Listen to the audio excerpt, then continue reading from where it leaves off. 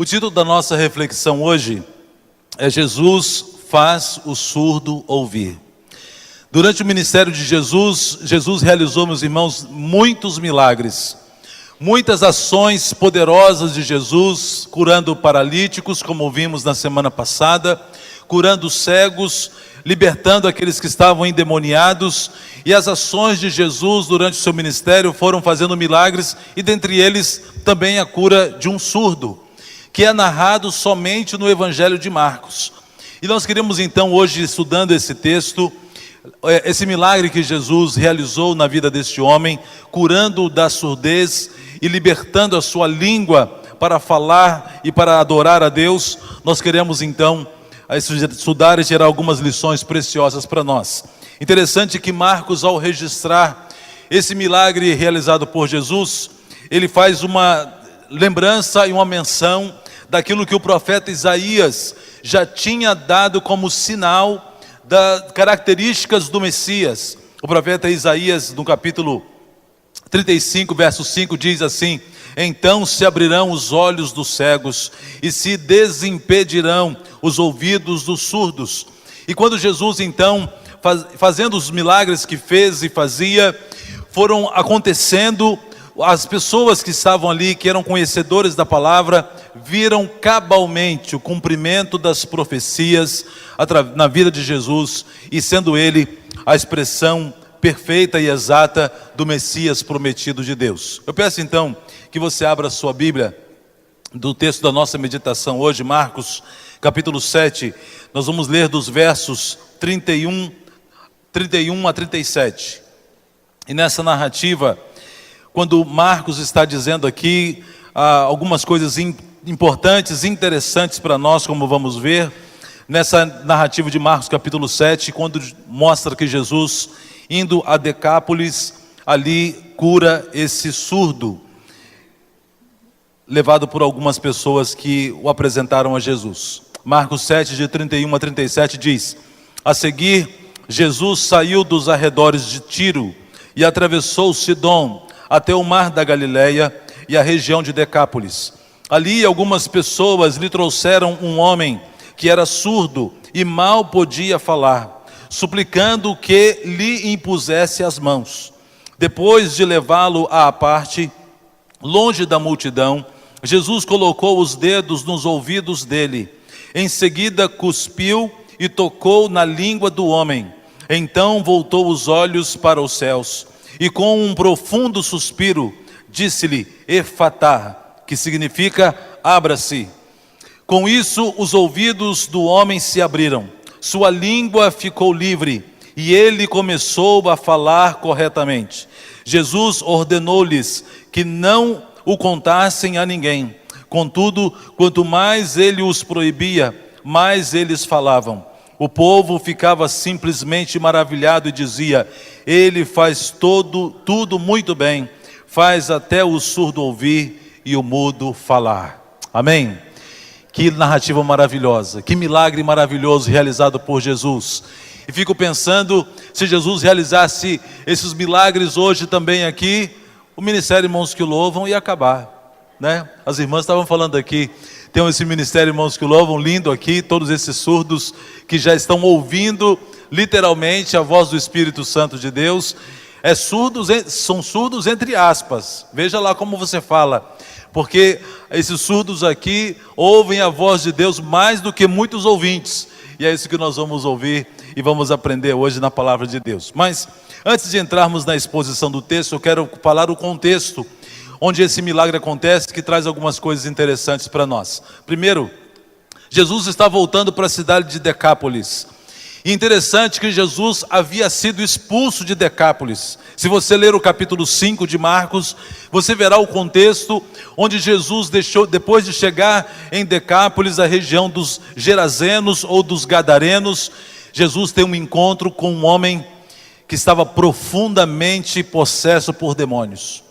Um homem que cadeia nenhum lhe prendia, que vivia pelos sepulcros da cidade, andava nu, despido, e como um bicho, como um animal, ficava ali pelos sepulcros da cidade de Gadara, e o texto diz que nenhuma corrente conseguia prender aquele homem, até que Jesus chega ali, e tem um encontro com ele, e expulsa os demônios que estavam nele, e os próprios demônios fazem um pedido a Jesus, pedem a Jesus que lhes permitissem entrar numa manada de porcos que estava ali perto, e Jesus consentiu, e o texto diz que aquela manada, uma grande criação de porcos, se precipitam no mar, e toda aquela manada, toda aquela produção, vamos dizer assim, de porcos é perdida. E o que acontece em seguida? Os donos daqueles porcos, agora com grande prejuízo, conseguem fomentar na cidade para que expulsassem Jesus dali. Jesus não era bem-vindo, porque trouxe um prejuízo enorme aos cofres daquela cidade, à economia daquele lugar. Mesmo que tivesse libertado um homem que estava antes como um bicho, mas não é de hoje que bicho está sendo mais valorizado do que gente. Quando você vê hoje aí, um cachorrinho está lá preso na correnteza, aí sai no noticiário nacional, né? Sai em rede nacional, os bombeiros indo lá socorrer o cachorrinho. Nada errado socorrer o cachorrinho, mas antes de passar por aquele cachorrinho, há milhares de pessoas também dormindo nas sarjetas, caídos pelos cantos das ruas, e isso não é notícia mais. Mas quando um cachorrinho cai na valeta da enxurrada, vira notícia nacional. E lá também em Gadara não foi diferente. Depois de Jesus libertar poderosamente aquele homem, e os porcos se atiram no mar, o prejuízo que isso trouxe, Jesus não era mais bem-vindo ali. E Jesus então, depois desse tremendo milagre, é expulso da cidade de Gadara. Mas Jesus, antes de sair, ele fez uma coisa. Ele fez daquele ex-endemoniado um missionário. Jesus, aquele ex-endemoniado quer seguir Jesus, mas Jesus não permite. E diga para ele que ele deveria voltar e falar para os seus familiares. Então o texto diz, então aquele homem que se foi e começou a anunciar em Decápolis quanto Jesus tinha feito por ele. Todos ficavam admirados. Jesus fez daquele homem que alguns minutos antes era um endemoniado, fez dele um missionário. E disse, vá lá falar para os seus familiares, diga a eles o que eu fiz da sua vida, a libertação que Deus te deu. E aquele homem começou a contar, e as pessoas ficavam maravilhadas de vê-lo são, liberto pelo poder de Deus. Jesus então agora está oferecendo uma segunda oportunidade para a cidade de Decápolis.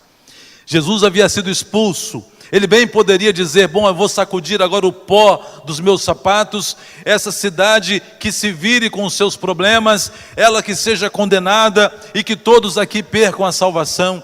Mas Jesus não faz isso. Ele volta agora para a cidade de Decápolis para dar mais uma oportunidade a esse povo, como ele faz comigo e com você. Jesus sempre nos dá uma nova oportunidade. Então, em primeiro lugar, à luz do texto, eu quero lembrar e pensar com você que Jesus ouve as nossas súplicas. Mesmo que pareça que tudo esteja em silêncio, mesmo que pareça que Deus esteja quieto demais. Domingo passado, no sábado passado, as irmãs estavam cantando aqui aquele hino da Cassiane, né? Ficou o hino oficial do congresso, né? Com muito louvor. E o hino fala uma expressão, uma frase da poesia, diz isso: quando ele fica em silêncio, é porque está trabalhando. E assim Deus nunca fica, meus irmãos, de braços cruzados. Deus nunca fica indolente ou inerte, mas Ele está sempre ativo, sempre atuante para abençoar a mim e a sua vida. Deus está sempre alerta às minhas e às suas necessidades. Deus não fica com os olhos fechados, nem com os seus ouvidos tapados para o nosso clamor, mas Ele ouve as nossas súplicas. E o povo sabia disso.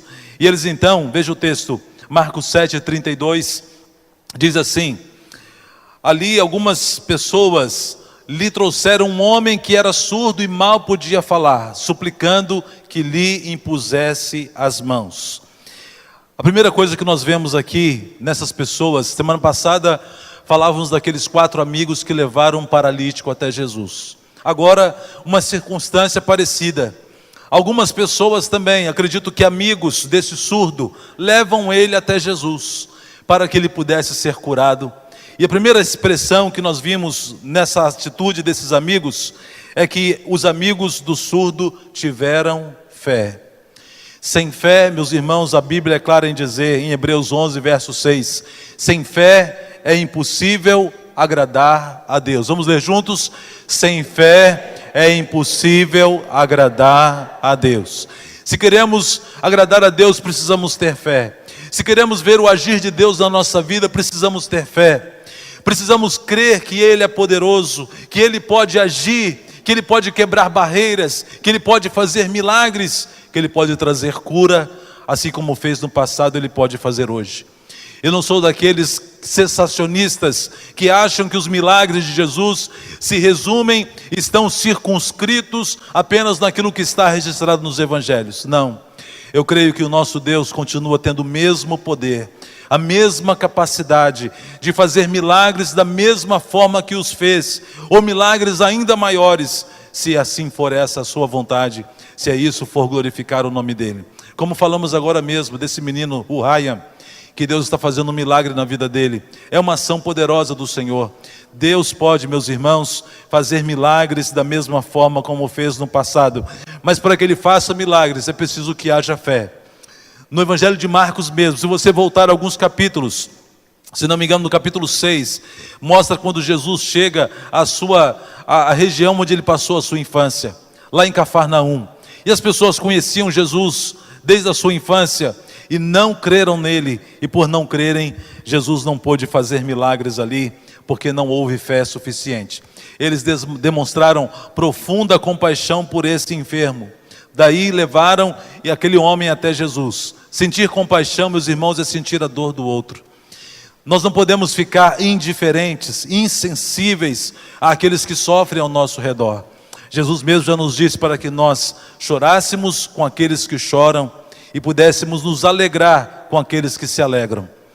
Nessa semana, num dos nossos devocionais, estava sendo dito, foi estudado isso. Nós somos o corpo de Cristo. Se um membro do corpo, pode ser o menor deles, se machuca, o corpo todo sente. Você machuca, dá um chute com o dedo mindinho do pé, aí você já quer pegar até um atestado, não é verdade? Já quer ficar de molho. Que dor que é aquilo! A dor que passa pelo corpo inteiro, e foi um dedinho só que foi machucado. Quando corta um dedo, quando machuca qualquer outra parte, o corpo todo sente. Tem que ser assim também.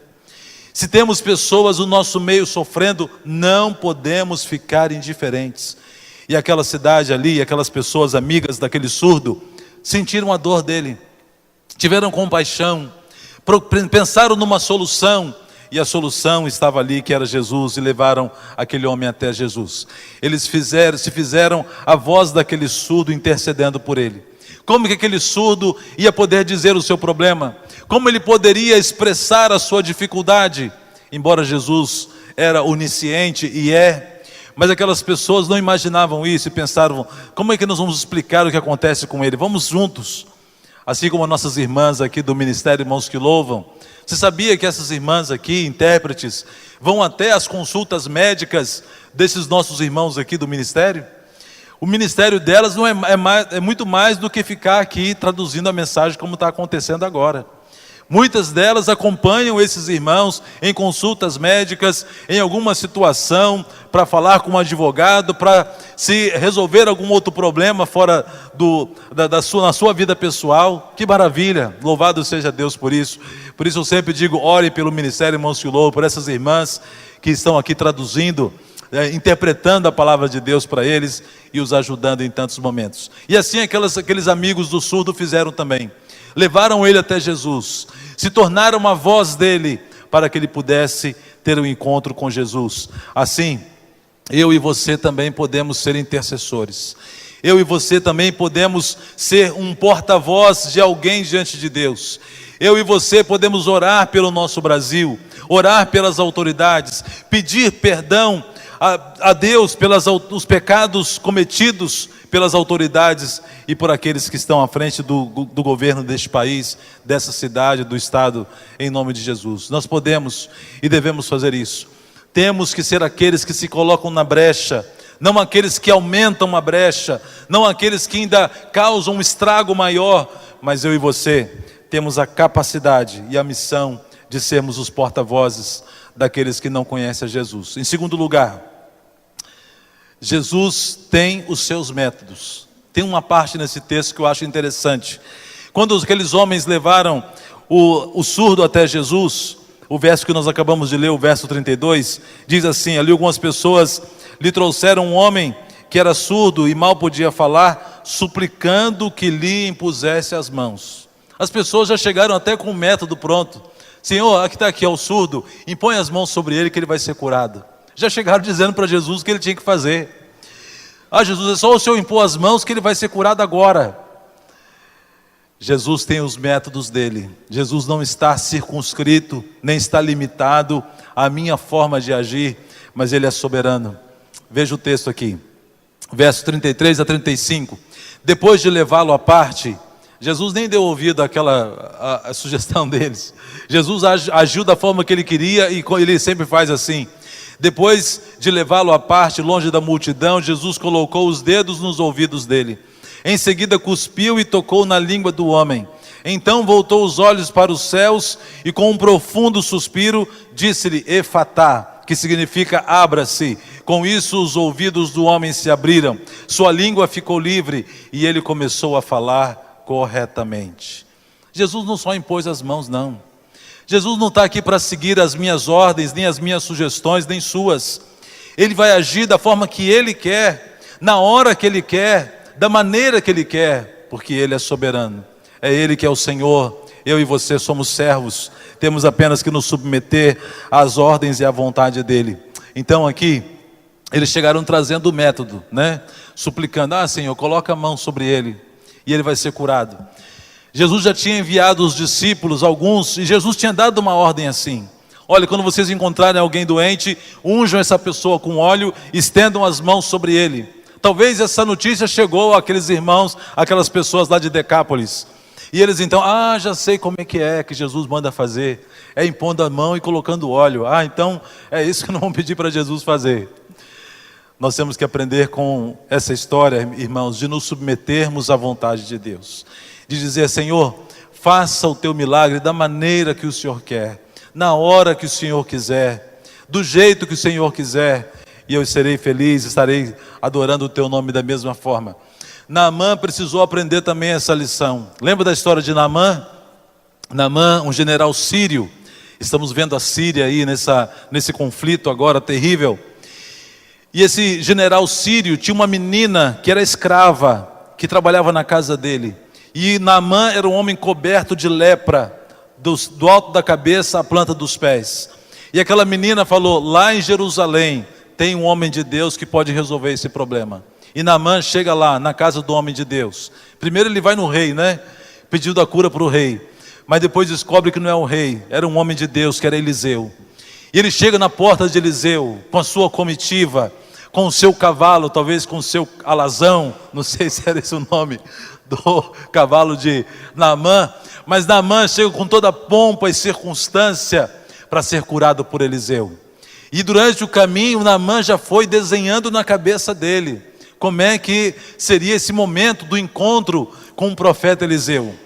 Quando Eliseu fica sabendo que Naamã estava lá, sabe o que acontece? Eliseu nem saiu na porta, nem foi atender o homem, mandou o servo dele dar um recado: diga para Naamã se banhar 7 vezes no Rio Jordão, que ele vai ser curado.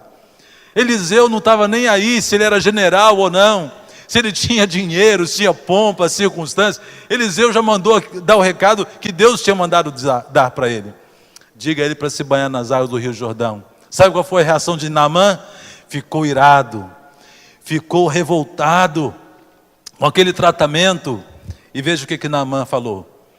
Mas Naamã ficou indignado e saiu dizendo: eu estava certo de que ele sairia para receber-me. Olha só, invocaria de pé, não pode ser sentado também não, de pé o nome do Senhor seu Deus, moveria a mão sobre o lugar afetado e me curaria da lepra. Naamã desenhou o milagre todinho na cabeça dele.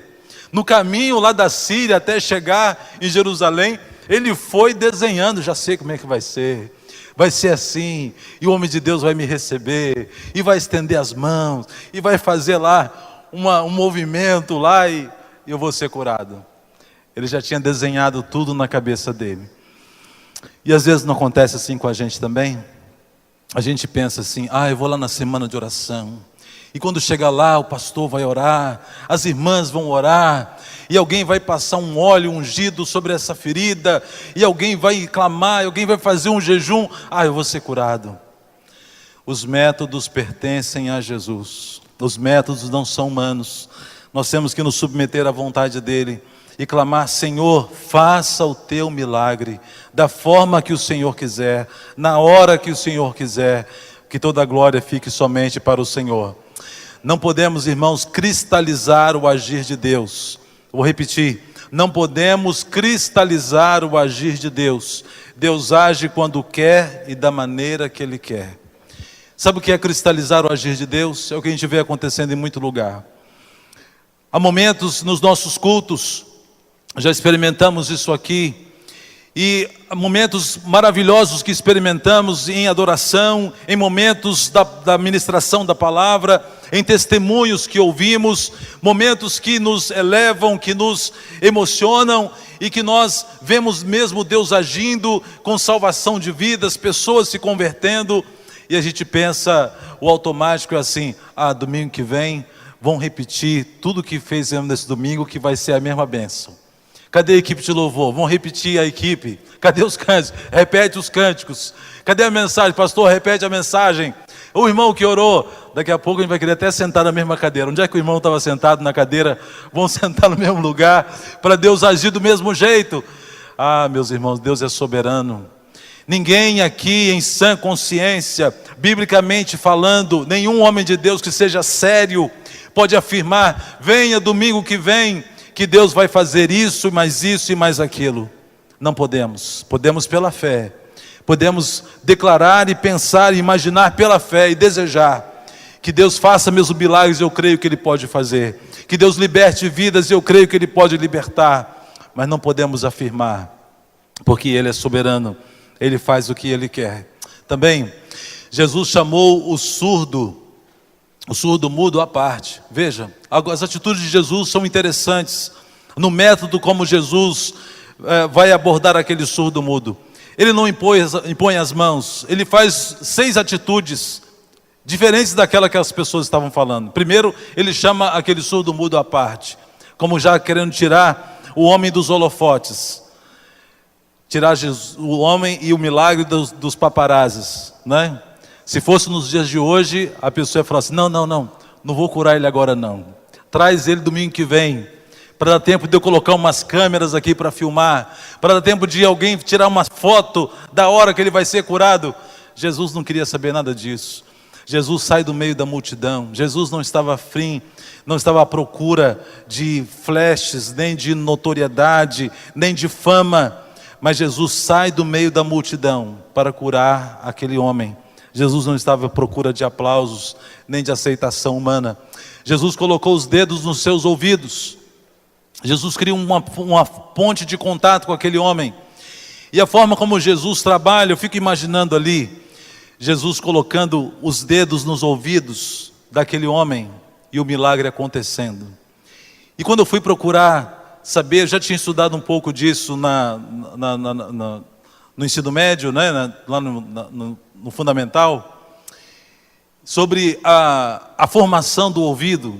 Mas é tão maravilhoso que eu até trouxe uma figura aqui para a gente ver. Olha só, as partes que o ouvido tem, vou citar alguma delas: o tímpano, o martelo, a bigorna, o estribo. Você sabia que tinha tanta ferragem assim dentro do ouvido? O tímpano, martelo, bigorna, estribo, o labirinto, o nervo facial, o nervo auditivo, a clóquia e mais outras partes aqui do ouvido. Tem até uma trompa de Eustáquio aqui, eu acho que devia ser a trompa de Deus, porque só Deus para fazer um negócio desse maravilhoso. Eu imagino Jesus com os dedos ali, dentro dos 2 ouvidos daquele surdo, recriando, colocando ali o tímpano no lugar certo, também o martelo, a bigorna, o estribo, colocando ali, refazendo tudo aquilo que estava faltando, e Jesus vai formando novamente o ouvido daquele homem, até que ele passa a ouvir. E depois ainda querem dizer que tudo isso aqui foi feito por uma explosão de um Big Bang. Tem que ser muito crente para acreditar num negócio desse. Há um escritor que é o Norman Glaser, que escreveu um livro chamado o seguinte: não tenho fé suficiente para ser ateu. Porque para ser ateu tem que ter mais fé do que para ser crente em Jesus. Porque para acreditar nas teorias tão fajutas e furadas que existem por aí, tem que ser muito crente. E algumas pessoas acham que tudo isso aqui foi feito pelo Big Bang. E eu imagino Jesus então ali, sem que ninguém pudesse enxergar, mas lá por dentro sendo feito toda essa reconstrução dos ouvidos daquele surdo. Aleluia, louvado seja o nome de Jesus. E Jesus pôs saliva na língua daquele homem. Jesus tira da sua saliva e com a mão coloca um pouco de saliva na boca daquele homem, para desimpedir também a sua língua, para que ele pudesse falar normalmente. Levantou os olhos para o céu, a outra parte que Jesus faz. E nesse levantar os olhos para o céu, eu vejo submissão da parte de Jesus. Jesus bem poderia, tinha poder suficiente para isso, para dizer com uma palavra só que aquele surdo voltasse a ouvir. Mas ele se submete ao Pai, como que dizendo: Pai, se for essa a tua vontade, cura esse homem agora. Além de olhar para o céu, Jesus dá um grande suspiro. O suspiro de quem sente a dor do outro, que sente a dificuldade do outro. Jesus se compadece daquele homem. E por fim, Jesus pronuncia uma palavra que não é uma palavra mágica, não é uma palavra cabalística, não é uma palavra diferente do vocabulário, era do aramaico. Ele disse efatá, que significa abra-se. E algumas pessoas às vezes pegam esses registros dos milagres de Jesus, as narrativas bíblicas, e pensam assim: já tem aqui a fórmula do milagre. Já sei como é que eu vou fazer um milagre para o surdo ouvir. Vou colocar o dedo no ouvido, vou botar um pouquinho de saliva na língua dele, depois eu vou gritar efatá e pronto, já está tudo certo. Jesus operou de forma independente, soberana. E outros milagres, um cego mesmo de nascença, Jesus fez um pouco de lodo, aplicou nos olhos dele, mandou que ele se lavasse no tanque. Mas teve um outro cego que ele simplesmente mandou que ele enxergasse e pronto. Alguns leprosos foram encontrar com Jesus, ele disse: vão se apresentar para o sacerdote. No caminho eles foram curados. Mas teve um outro, também leproso, que Jesus tocou no braço dele, tocou na pele dele e disse: quero, seja limpo. Jesus não age de forma cristalizada, de forma repetitiva, nem de forma previsível, porque Ele é soberano, Ele age como Ele quer. E essa foto aqui os surdos talvez vão conhecer, né? Aquele que está no meio ali é o pastor Eduardo. Eduardo, né? Já esteve aqui algumas vezes pregando para os surdos. E a pergunta que eu quero terminar essa reflexão é: você é um surdo ou é um ouvinte? Não responda rápido. Você vai, talvez aqueles que estão aqui, que são ouvintes, vão dizer: eu sou ouvinte, eu estou ouvindo o senhor pregar, eu sou ouvinte. Talvez os surdos que estão ali vão dizer rapidamente: eu sou surdo. Será mesmo? Eu quero falar de alguns tipos de surdezes que existem. O povo ficava simplesmente maravilhado e dizia: ele faz tudo muito bem, faz até o surdo ouvir e o mudo falar. A ação poderosa de Jesus foi tão surpreendente na vida daquelas pessoas, na vida daquele surdo, que as pessoas que estavam ali assistindo tudo aquilo ficaram maravilhados, deram glórias a Deus pelo seu poder, pela ação poderosa do Senhor. E eu quero falar de algumas surdezes aqui. Primeiro, a surdez congênita, aquela que a pessoa já nasce mesmo com uma deficiência, por algum mau funcionamento, uma má formação dos ossos do ouvido, das partes internas do ouvido, ou outros tipos de falha na formação, a pessoa não consegue ouvir. A surdez congênita. Há também a surdez que podemos chamar de temporária. É o caso das crianças, por exemplo, que estão ali, às vezes têm a capacidade auditiva, conseguem ouvir, mas não entendem nada que os pais estão falando. E fica aquela briga do pai querendo falar que o menino fale pela primeira vez, a primeira palavra seja papai, a mamãe insistindo, repetindo na cabeça da criança para que a primeira palavra seja mamãe, e fica aquela disputa entre pai e mãe. Eu fico imaginando o menino: meu Deus, mas por que eles ficam repetindo tanto esse negócio na minha cabeça? Estou cansado já de ouvir. esses dois repetindo essas palavras aqui. Mas a criança, ela tem essa surdez temporária, porque ela não, ainda está aprendendo o significado das palavras, das expressões, uma surdez temporária. Podemos também chamar um tipo de surdez, que é a surdez artificial ou circunstancial. É quando você, por exemplo, vai visitar um outro país, e você não sabe qual é aquele idioma, e você está ali no aeroporto, e enquanto você não ouve o seu idioma dizendo o voo tal para a cidade tal, no portão tal, opa, agora é comigo. Mas antes já estava dizendo também qual era o portão, qual era o destino, qual era o voo, mas estava falando numa outra língua e você estava surdo ali, não estava ouvindo nada, não estava entendendo nada. Uma surdez artificial.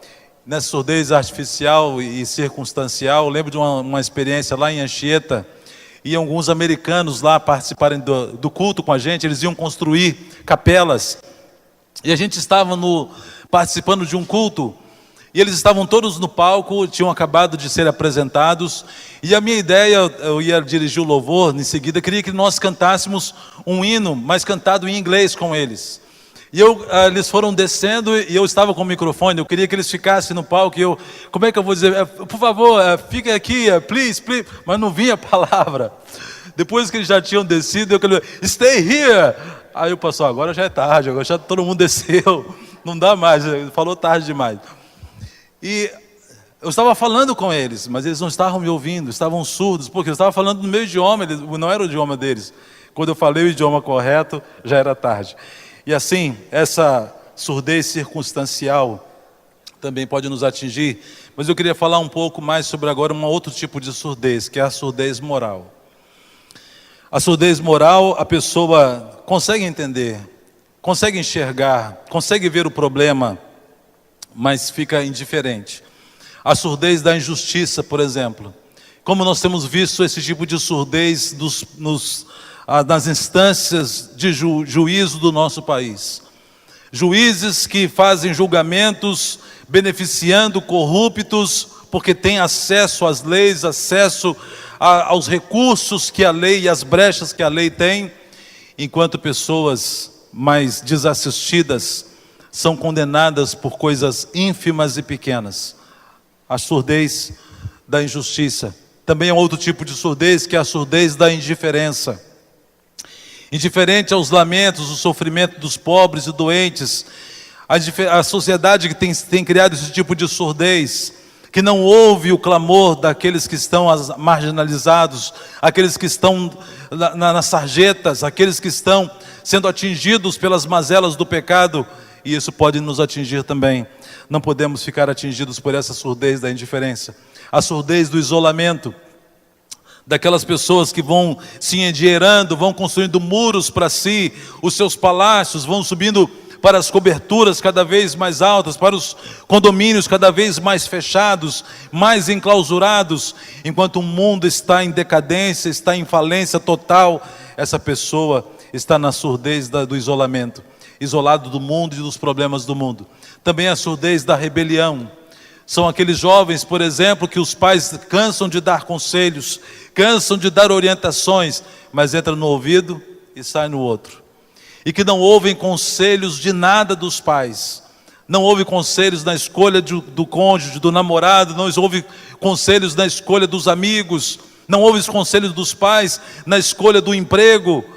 Filho, ouça o conselho dos seus pais. Filhos aqui, saiam dessa surdez da rebelião, deem ouvidos à instrução dos pais de vocês, deem ouvidos aos conselhos que os pais de vocês têm para dar, e assim vocês serão felizes e serão abençoados. Isso também é honrar pai e mãe. Inclusive, até conselhos para proteger os ouvidos. Nós estamos falando de surdez aqui, filhos que ficam com os fones de ouvido no último volume, né? Lá em casa tem um negócio desse lá. A minha esposa não cansa de fazer alerta sobre isso. Eu também, quando era jovem, que arrependimento. Gostava do volume lá no final. De tanto ficar tocando louvor, ainda bem que eu não estou mais. Eu falo para os irmãos do louvor, abaixa o volume desse negócio aqui, ó. A perda auditiva não tem volta, só Jesus para fazer milagre. Depois que teve perda auditiva, não tem recuperação. E a gente às vezes ouve tanto volumes altos e fone de ouvido no último volume. Mais tarde, o sofrimento e o arrependimento vêm. Ouça conselhos daqueles que já estão mais velhos que você. A surdez da falta de diálogo. Quantos maridos, quantos pais que não ouvem seus filhos, que também não têm diálogo dentro de casa, que entram e maridos que com aquela truculência pensam assim, eu não deixo faltar nada dentro de casa. Tem comida, tem roupa e tem sapato dentro de casa. Pronto, não preciso de mais nada. Quem falou isso? Cada marido cada pai é o sacerdote do seu lar. Cada mãe é aquela responsável por edificar a sua casa com as próprias mãos e não derrubá-la com as próprias mãos. Nós precisamos ser sábios e termos a nossa audição atenta. Aquela onda que graças a Deus tem diminuído, né? Aquela história da baleia o quê? Baleia azul. Alguém estava falando assim, baleia azul surgiu por causa de pais apáticos ou amarelos, né? De pais sem cor nenhuma, por pais neutros. E assim nós temos que ter atenção, irmãos, àquilo que está acontecendo dentro da nossa casa, ouvir a esposa, ouvir os filhos, ao mesmo tempo que a Bíblia diz, filhos, honra o teu pai e a tua mãe, também lá em Efésios diz, pai, não provoqueis a ira a vossos filhos. Há também a contrapartida que nós pais temos que ter. E em último lugar, eu quero falar da pior das surdezes, que é a surdez espiritual, que é aquela pessoa que não consegue ouvir a voz do Espírito Santo de Deus, aquela pessoa que está insensível à voz de Deus lhe falando ao coração, que não consegue perceber os sinais que Deus vai dando para a pessoa. Eu sempre digo que Deus fala conosco de diversas maneiras. A primeira maneira direta e rápida que Deus fala conosco, logicamente, é pela sua palavra. Quer ouvir a voz de Deus? Leia a Bíblia. Quer ouvir Deus falar com você? Leia a palavra de Deus. Já está claro, é a palavra de Deus. Ele tem muito a dizer para mim e para você. É o manual do fabricante. Deus tem muito a dizer. Mas Deus também fala conosco através da oração. Quer ouvir Deus falar com você? Ore. Fale com Deus. Enquanto você fala com Deus, Ele fala com você através do seu Espírito Santo. Mas também aprendemos que Deus fala através das pessoas. E essas formas de Deus falar, elas são sempre convergentes, nunca divergentes, nem conflitantes, mas são convergentes. Deus fala também através das circunstâncias. Há circunstâncias em que Deus está falando conosco. Eu estava conversando com uma jovem antes do culto acabar, dizendo o seguinte, que namoro, por exemplo, que só tem briga, alguma coisa está errada, Deus está falando. Agora namoro também que não tem briga nenhuma, alguma coisa está errada também, porque não é real isso. Eu e meu namorado nunca brigamos, nunca discutimos, tem coisa errada aí, tem alguma coisa que não está muito bem, avalie um pouco mais, não é natural isso. Mas também ficar brigando o tempo todo, toda hora, por um monte de coisa, está errado, sai fora, também não é de Deus. Deus fala através das circunstâncias, e Deus quer falar conosco também, em nome de Jesus. Por isso a palavra de Deus diz, lá em Hebreus 4:7, veja, se hoje vocês ouvirem a sua voz, não endureçam o coração. Peça ao Senhor, Senhor, eu quero ter o meu coração sempre maleável, o meu coração sempre amolecido, para ouvir a tua voz. Não me deixe endurecer o coração, não me deixe ficar com os ouvidos tapados, insensíveis à voz do Senhor. Não me deixe ficar fechado e de forma com os meus ouvidos tapados para ouvir a tua voz. Mas eu quero sempre te ouvir. Fala comigo, Senhor. Fala ao meu coração. Abre os meus ouvidos. A Bíblia está dizendo isso, esse conselho para mim e para você. Se você ouvir a voz do Senhor, se Ele estiver falando com você hoje, dê ouvidos à voz do Senhor. Deixe Ele falar com você. Vamos orar. Gostaria de finalizar a nossa reflexão colocando nossa vida no altar do Senhor, orando por você. Eu não sei quantos estão aqui que ainda não têm um encontro real com Jesus. Se há alguém aqui que ainda não ouviu a voz de Jesus, que ainda não deu ouvidos à voz do Senhor, que tem andado uma vida distante dele, que tem andado surdo para a voz de Deus, que não consegue se sensibilizar com nada que ouve ou que vê, que tem vivido uma vida insensível numa mensagem, num cântico que é cantado, numa palavra que é dada, e o coração continua inerte, continua insensível, continua fechado. Deus está falando com você hoje. Deus quer que você quebrante o seu coração. Deus quer que você abra os seus ouvidos. Ele mesmo quer fazer isso, abrir os seus ouvidos para ouvir a sua voz. Vamos orar? Se há alguém aqui nessa noite que deseja entregar sua vida a Jesus, que deseja abrir os seus ouvidos espirituais para a voz do Senhor, ore comigo agora. Vamos falar com Deus e diga para o Senhor assim: Senhor Jesus, eu reconheço que preciso de Ti. Eu desejo que o Senhor abra os meus ouvidos, dá-me um coração sensível à Tua voz, ajuda-me a discernir a Tua vontade, ajuda-me a seguir a Tua voz. Eu entrego minha vida em Tuas mãos, perdoa os meus pecados, escreve o meu nome no livro da vida. Eu oro no nome de Jesus. Amém.